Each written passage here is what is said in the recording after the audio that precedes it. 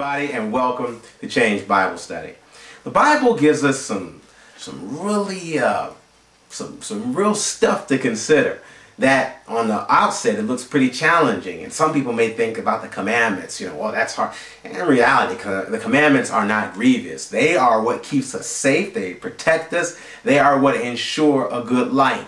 But then there are some commandments that I'm thinking like, whoa, this is kind of tough. One of them is a command to rejoice or be joyful always. And when you think about always, that means always. So how in the world can that be? How can we be joyful? How can we be optimistic in the worst situation? Revelation chapter 22. Now, remembering as we go to our verse for the day, what we studied yesterday, the power of perspective. So in effect, the question then comes, if my optimism is based on my perspective, what I choose to focus on, then how can I always focus on the up? Always focus on the positive. How can I always focus on Jesus? Revelation chapter 22. In verse number 7, the Bible says, "Behold, I am coming quickly. Blessed is he who keeps the words of the prophecy of this book." This book is powerful because it is not just a historical document. It does not just give us record of what God has done. And it's even more than a counseling or a helpful guide to kind of tell you what's going on right now. But it's a book of prophecy. It is a book that encapsulates, reaches out into the realm of the future and brings it to the present to say, this is what will come. How can you believe that? Because look in the past and what I said I will do. So both past and present and prophecy all come together to create the words of promise.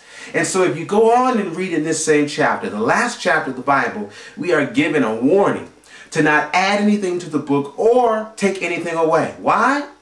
Because the Lord wants us to rest assured that this book of past, present, and prophecy is unchanging.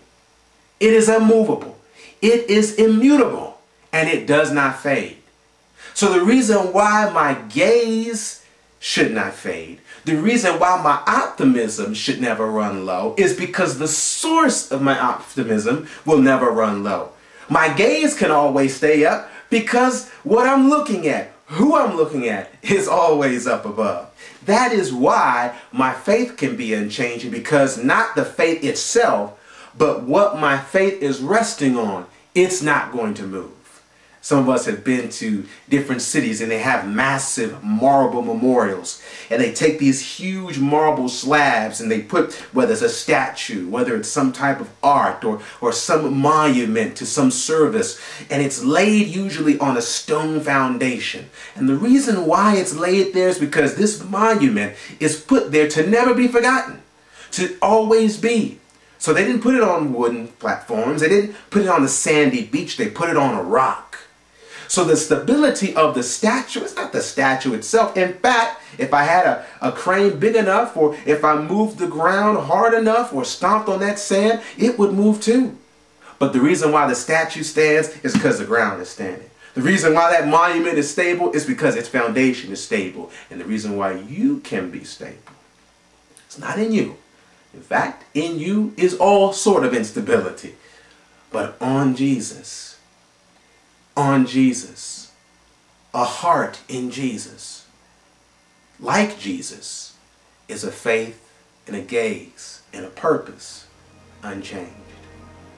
Until next time, please remember that change and the unchangeable God is good.